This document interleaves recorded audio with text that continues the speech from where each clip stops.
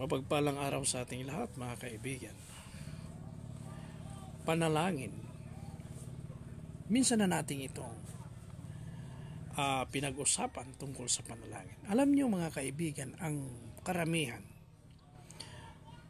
marami ang hindi nananalangin kapag nandoon sila sa magandang buhay, masaganang buhay. Kung hindi pa nila kinakailangan ng intervention ng ating Panginoon.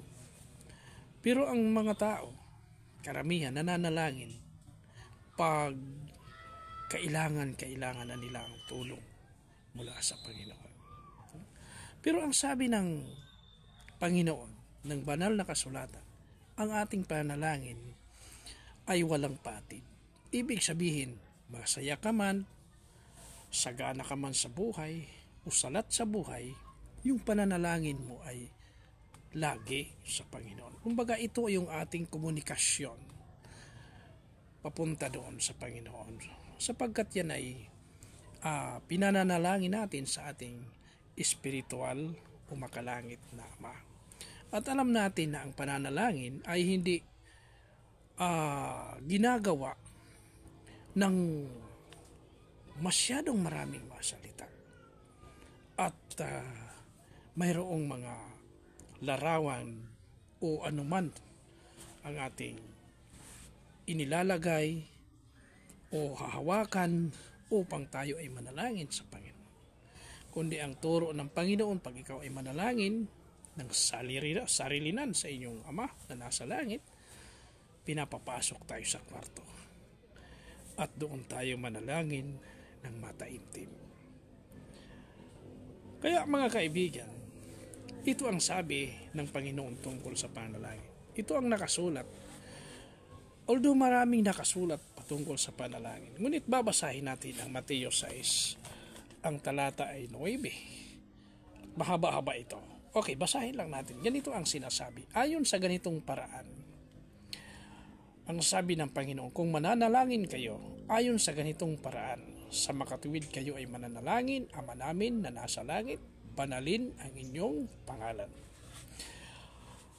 Ang inyong kaharian ay dumating, ang inyong kalooban ay mangyari sa lupa, gaya ng sa langit.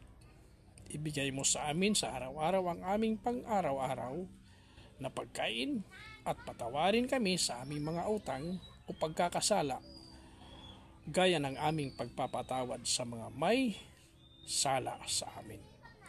At huwag mo kaming dalhin sa tukso, kundi iligtas kami mula sa masama, sapagkat sa iyo ang kaharian, ang kapangyarihan, at ang kaluwalhatian magpakailanman. Amen. Or siya nawa. Pansin natin ano ang turo ng ating Panginoon sa pananalangin. Ang sabi niya, manalangin tayo sa Ama na nasa langit. At ano pa? Gawin, dumating ang inyong kalooban dito sa lupa, katulad ng sa langit. Ano ba ang kalooban ng Panginoon sa langit na dapat natin gawin sa lupa?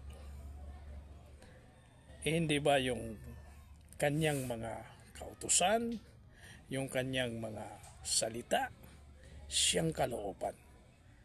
Siyang kalooban niya natupdi natin. Dahil ang doon sa langit, ang nasusunod ay ang kanyang kalooban. Gayon din dito sa lupa. Ano pa ang sinasabi?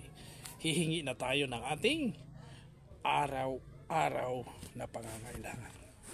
Bakit naman araw-araw, mga kaibigan? Sapagkat ang gusto ng Panginoon na lagi tayong magdasal o manalangin sa araw-araw. Ilang beses sa isang araw. Hindi siya nagsasawang makinig sa ating pananalangin. Kaya gusto niya, mayroon tayong pagtatawag sa Kanya, pananalangin sa Kanya, bawat araw. Patawarin mo kami sa aming mga kasalanan, katulad ng aming pagpapatawad sa nagkasala sa amin. Ito mga kaibigan, ang tao madalas magkasala kahit na sa kanyang kaisipan. Sa kanyang mata, sa kanyang kaisipan, siya ay nagkakasala sa kanyang puso. Kahit na hindi niya nagagawa, sa mata ng Panginoon, kasalanan pa rin yan. Kung mayroon kang pag-iimbot sa isang bagay, sa isang tao, ito ay nagiging kasalanan mo sa inyong kaisipan at sa iyong puso. Ngunit hindi mo naman ginagawa. Yan ay sa tao, kadalasan, yun ang nangyayari, mga kaibigan. Ngunit, kailangan natin, kung mayroon tayong kasalanan, ipagpatawad sa Panginoon. Kung mayroon ding mga taong nagkasala sa iyo ng maliit na kasalanan, tapos hindi mo pinatatawad, yung pa kayang medyo malaki ang kasalanan sa iyo, patatawarin mo.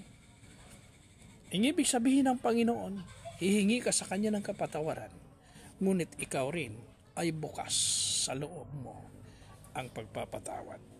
Ganon ang gusto ng Panginoon. Bibigyan niya ka ng kapatawaran kung ikaw naman ay marunong din magpatawad. Ang karamihan niya yon dumadalangin, ngunit sa kanilang puso ay mayroong poot sa kanyang kapwa. At yan ay hindi maganda sa paningin ng Panginoon. Maaring hindi tanggapin ang ating pananalangin. At alam niyo mga kaibigan, ang ating pananalangin, hindi lang doon sa kung kailangan natin. Kung wala nang ibang solusyon, saka na tayo mananalangin. Hindi yan ang gusto ng Panginoon. Ang gusto ng Panginoon, masagana ka, masaya ka, usalat ka man sa buhay, manalangin ka sa Kanya.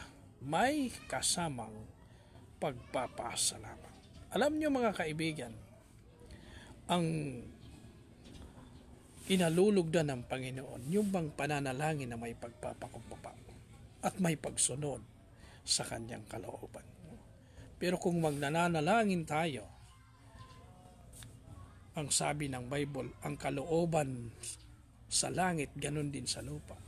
Kung hindi ang kalooban ng Panginoon ang gusto mong masunod, anong kwentang may pananalangin?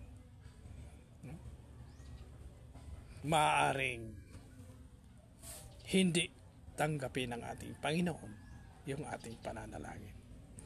Kaya sa araw-araw na ginawa ng Panginoon, manalangin tayo kasama, mga kaibigan, ng pagsunod, pagbabago sa ating kaisipan. Kung hindi pa tayo nakakapagbago sa ating kaisipan, dahan-dahan nating baguhin ang ating kaisipan upang tayo ay makasunod sa kalooban ng Panginoon. Di ba? Yun ang gustong marinig ng Panginoon sa bawat isa sa Kanyang pananalangin. Sapagkat ang ating Panginoon ay sumasagot sa ating panalangin kung nakikita niya na tayo ay sincero at handa tayong magpakumbaba sa Kanyang harapan. Mapagpalang araw sa ating lahat mga kaibigan. Pagpalain tayo ng ating Panginoon.